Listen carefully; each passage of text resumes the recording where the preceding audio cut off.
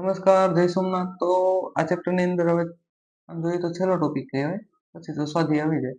તો આ ટોપિકની અંદર લગભગ બધી કવર કરી લેશું. વાતાવરણની અંદર વક્રીભવન. વક્રીભવનની વાત કરવાની છે. વક્રીભવન શું છે?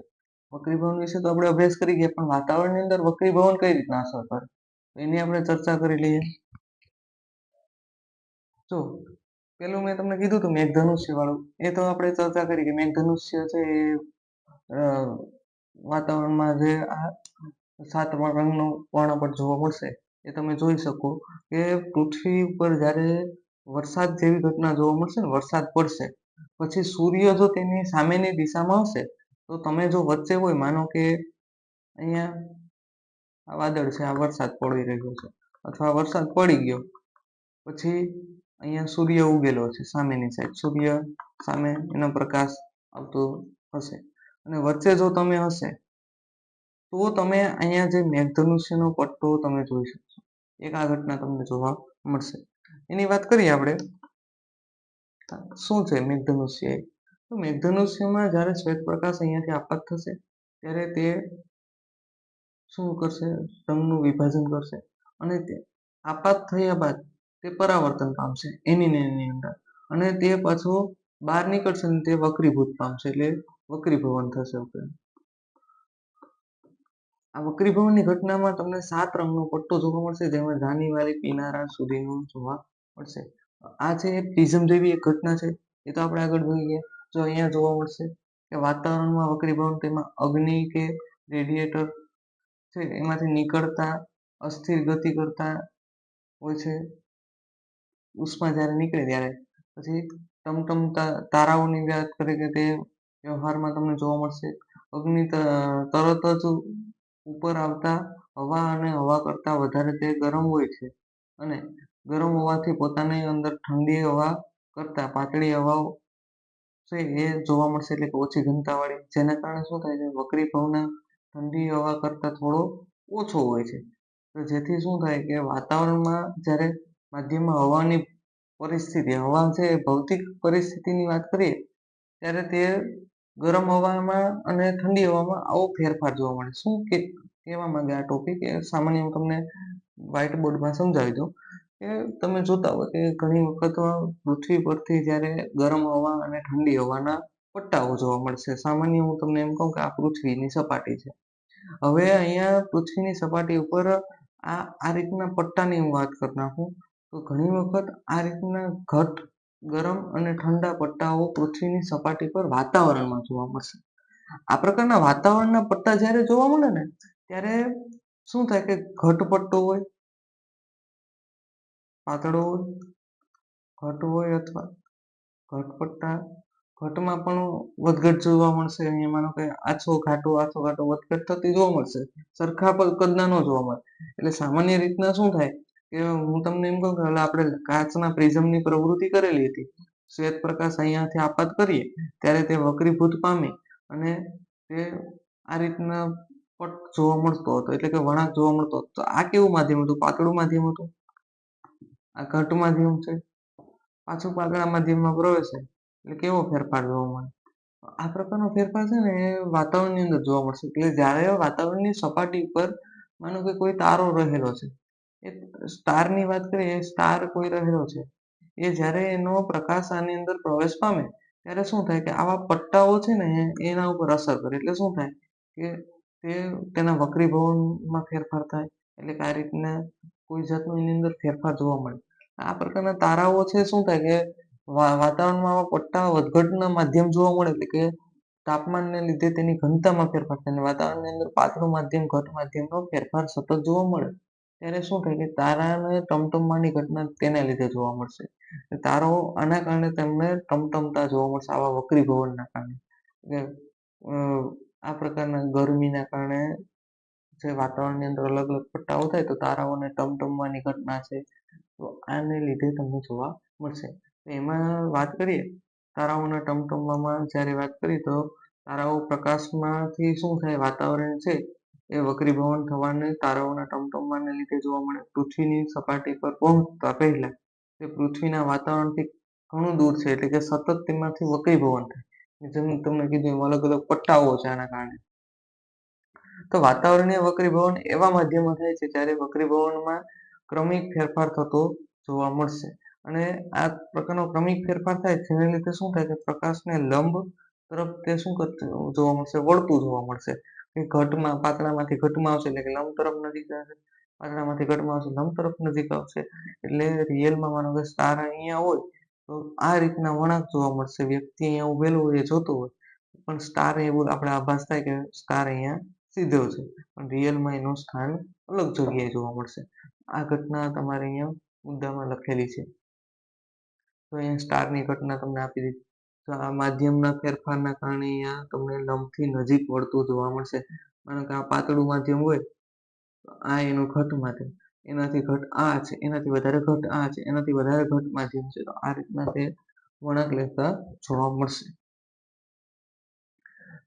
તેમજ વાતાવરણીય ભૌતિક પરિસ્થિતિમાં ન હોય ત્યારે તે સ્ટાર દેખાતું સ્થાન સ્થિર હોતું નથી. એટલે કે આપણે જે આ રીતના એક પરિસ્થિતિ વ્યવસ્થિત નથી હોતી એટલે સ્થિર આપણે જોવા મળતું નથી. એટલે કે ઘણી વખત શું થાય પૃથ્વીથી સ્ટાર ઘણા બધા દૂર હોય જેના લીધે આ પ્રકારે આપણે દેખાય સ્ટાર ટમટમતા.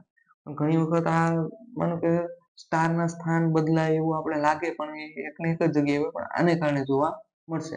પણ સ્ટારની જગ્યાએ સામાન્ય વાત કરી કે કોઈ ગ્રહ છે તો એ ગ્રહની અંદર આ જોવા નથી મળતો, ગ્રહ ટમટમતા નથી. એનું કારણ શું છે?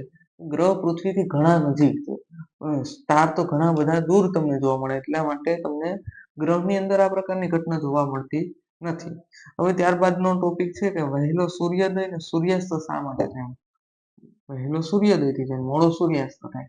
તો આ છે એ તમને વહેલો અને મોડો માનો કે સૂર્યોદય થયો હોય ત્યારે 2 મિનિટ વહેલો તમને શું થાય પ્રકાશ દેખાય અને વાસ્તવમાં તમને એવું લાગે કે સૂર્યોદય થઈ ગયો પણ ટૂંકમાં સૂર્ય હજી નીકળ્યો ન હોય, પ્રકાશ વહેલો આવેલો જોવા મળે. અને સૂર્યાસ્ત થાય તે પછી 2 મિનિટ સુધી તમને સૂર્ય મોડે સુધી દેખાય. આ પણ વક્રીભવનની ઘટનાને કારણે જોવા મળે. સામાન્ય પરિસ્થિતિમાં માનો કે કોઈ સૂર્ય છે એ ટૂંકમાં આથમી ગયો, સૂર્ય છે એ આથમી ગયો અહીંયા તમારે વ્યક્તિ અહીંયા શું થાય કે પ્રકાશ જ્યારે આવે ત્યારે આ રીતના વળાંક લેતો આવે. એટલે વ્યક્તિ અહીંયાથી જોયું તો એને એમ લાગે કે સૂર્ય અહીંયા હજી ઉગેલો છે. આ પરિસ્થિતિનું સ્થાન છે રિયલમાં ફેરફાર વાળું જોવા મળે. આ છે એ શું છે વાતાવરણને કારણે જોવા મળશે.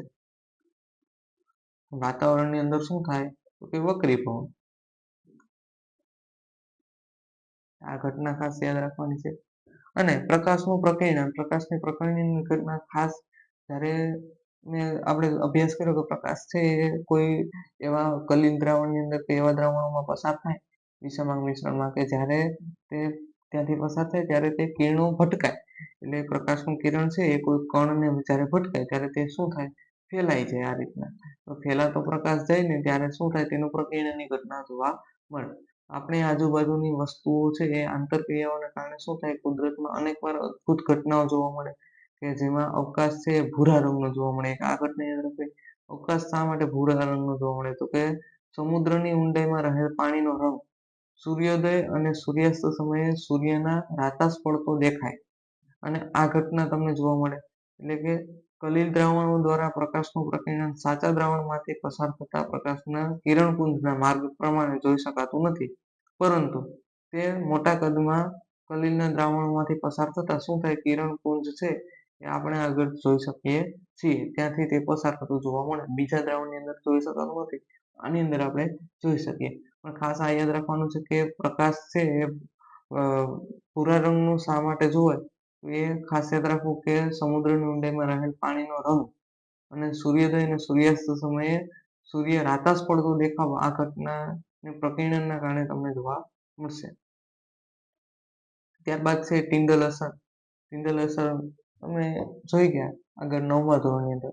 એ જ વસ્તુ છે કે વાતાવરણમાં જ્યારે સૂક્ષ્મ કણો વિષમાંગ મિશ્રણ જોવા મળે ત્યારે આ કણોમાં શું થાય ધુમાડો, રજકણ, ધૂળ કે આવા બધા નાના નાના માઇક્રો પાર્ટિકલ તમારા આ વાતાવરણની અંદર હોય ત્યારે પ્રકાશનું કિરણ ત્યાંથી આપાત થાય ત્યારે આવા સૂક્ષ્મ કિરણોને શું થાય અથડાય, સામે ભટકાય.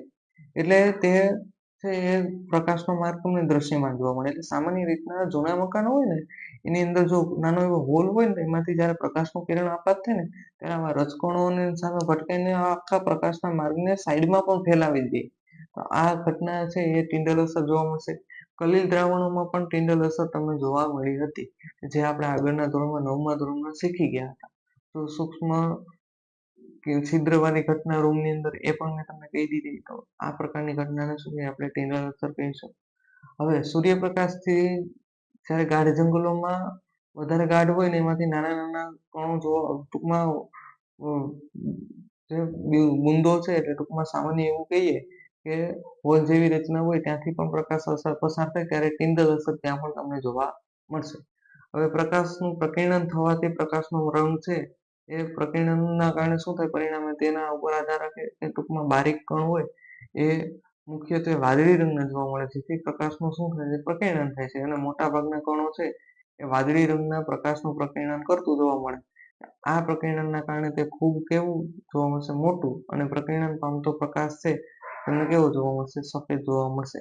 કે જ્યારે પ્રકાશ છે એનું પ્રકીર્ણન થાય ત્યારે તમને વધારે પડતો સફેદ રંગનો જોવા મળે છે.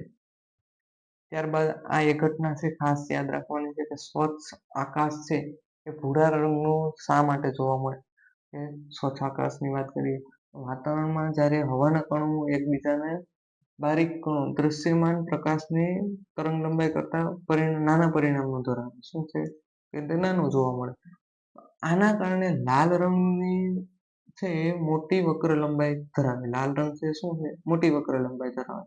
દ્રશ્ય પ્રકાશ કરતા ભૂરો રંગ છે એ કેવો નાની તરંગ લંબાઈ ધરાવે.